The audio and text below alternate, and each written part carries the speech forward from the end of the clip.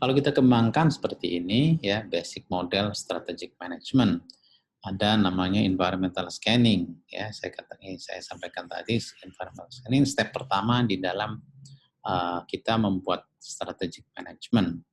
Yang dilakukan adalah, coba bayangkan kalau kita ada di dalam satu suasana, ya, misalnya kita ada di dalam satu kapal yang sedang berlayar di lautan lepas, ya, mana ada badai misalnya, maka kita perlu men-scanning apa sih yang terjadi, ya, badai ada di mana, kecepatannya berapa, arahnya kemana, utara atau selatan, ya, bagaimana ketinggian ombak dan sebagainya. Demikian juga dengan organisasi, kita harus bisa melakukan scanning ini terus-menerus. Kita harus lakukan scanning ini terus-menerus, ya, ya. Untuk kita lihat dinamika lingkungan eksternal kita, ya.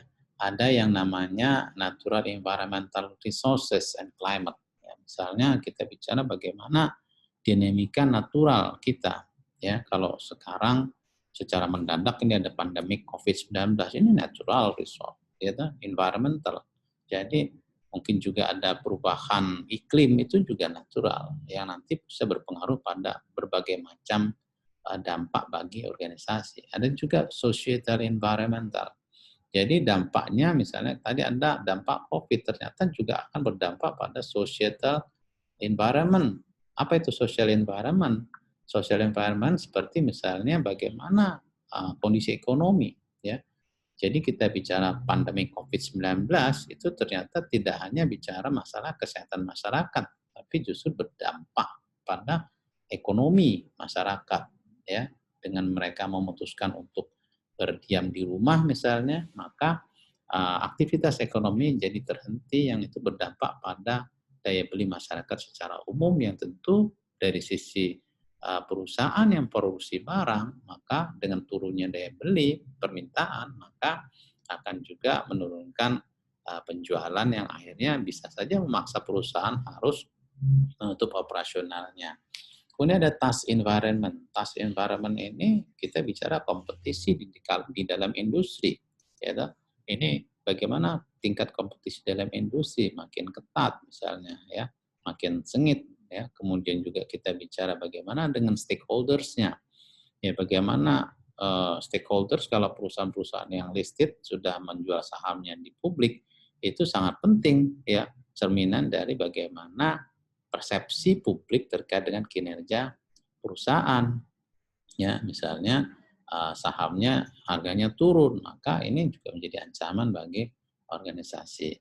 Kemudian dari scanning external environment ini, kita coba lihat selanjutnya apa yang terjadi di lingkungan internal kita. Ya, ada 3 hal yang harus kita perhatikan. Pertama, struktur, ya. Kemudian kedua, kultur, ya, budaya organisasi. Yang ketiga adalah sumber daya organisasi. Jadi bagaimana kita coba cerminkan ketiga faktor ini tadi, structure, culture, and resources di dalam organisasi kita, ya. Kemudian kita lihat apakah yang menjadi key success factors satu organisasi sejenis untuk bisa menang, eksis, bahkan tumbuh dan berkembang di lingkungan strategisnya, ya. Jadi apa sih yang menjadi key success factors-nya? Misalnya, key success factors-nya adalah modal, ya. Maka itu yang harus kita ikuti, gitu loh. Bahwa perusahaan untuk bisa kompetitif di lingkungan ini, maka dia harus membutuhkan modal yang cukup. Atau sebaliknya, key success factors-nya ada di culture. Perusahaan-perusahaan yang ada di lingkungan strategis seperti ini membutuhkan budaya organisasi yang inovatif, ya. Misalnya kalau kita ada di industri yang berbasis teknologi, ya, maka tentu kuncinya adalah pada kemampuan organisasi bisa berinovasi terus-menerus, ya.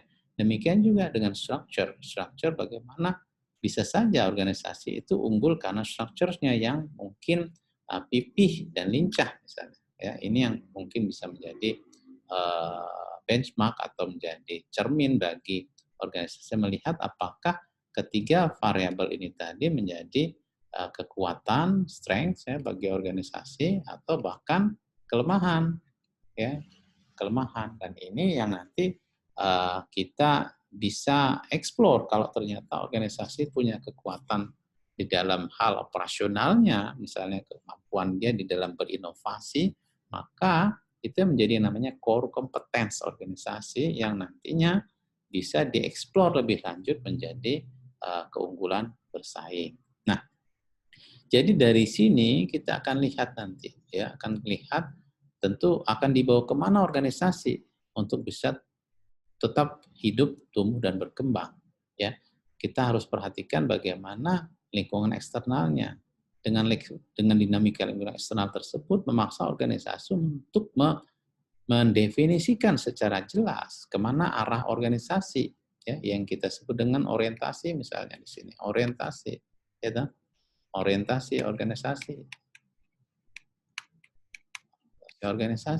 gitu, yang biasa disebut dengan visi, mau dibawa kemana nih organisasi, ya, misalnya terkait dengan pandemi COVID-19, bagaimana dampak ekonomi, bagaimana dampak sosialnya, terus organisasi harus kita bawa kemana, visi kita bagaimana untuk menyelamatkan organisasi. Demikian juga mungkin ada isu-isu terkait dengan revolusi industri 4.0 atau society 5.0, terus apa yang harus dilakukan organisasi untuk bisa tetap hidup, tumbuh, dan berkembang. Maka organisasi bisa menentukan visi organisasinya berbasis pada scanning environmental ini tadi. Ya. Kemudian step selanjutnya kita lakukan strategic formulation, yang mana ini adalah kita jabarkan dalam bentuk misi, objektif, strategis, dan policies. Kemudian dari sini kita implementasikan strateginya dalam bentuk program-program, ya. Kemudian dari masing-masing program kita susun budgetnya, bagaimana prosedurnya. Dan yang terakhir adalah kita lakukan evaluasi dan kontrol, ya, yang nanti ini akan bisa melihat apakah strategi kita ini tadi efektif atau tidak. Dan di tengah-tengahnya kita ada lakukan feedback mechanism, bagaimana kita mengontrol strategi yang sudah kita susun tadi untuk bisa dijalankan secara efektif. Ya. Nah, kita bicara juga strategic management dari definisi atau karakteristik dari keputusan strategis di awal tadi. Salah satunya adalah keputusan strategis itu selain dia rare, jarang, tapi juga dia membutuhkan keputusan-keputusan lebih lanjut, ya.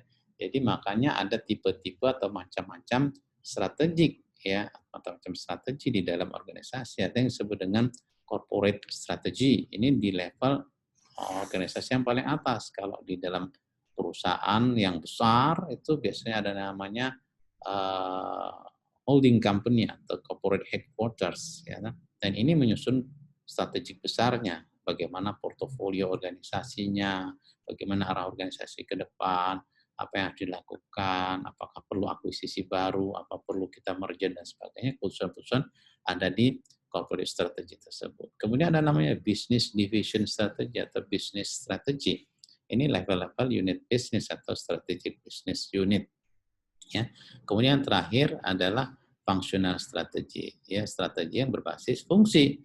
Tadi kita bicara ada marketing, bagaimana strategi pemasarannya, bagaimana strategi human development-nya, bagaimana kita strategi sumber daya manusianya, keuangan dan seterusnya. Ini disebut dengan functional strategy.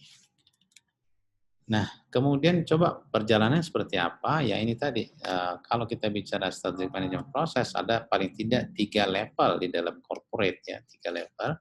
Ada namanya corporate level, itu tadi menentukan strategic decision. Corporate level itu akan diimplementasikan pada formulasi strateginya, yang nanti ini kalau pada level implementasi akan menjadi acuan pada level di bawahnya. Demikian seterusnya akan menjadi acuan pada level di bawahnya. Sementara ini dulu, terima kasih, dan kuisnya ini, ya, apa itu strategic management, sebutkan elemen dasar dalam proses manajemen strategik, sebutkan tipe-tipe strategi di dalam strategic management. Terima kasih. Assalamualaikum warahmatullahi wabarakatuh.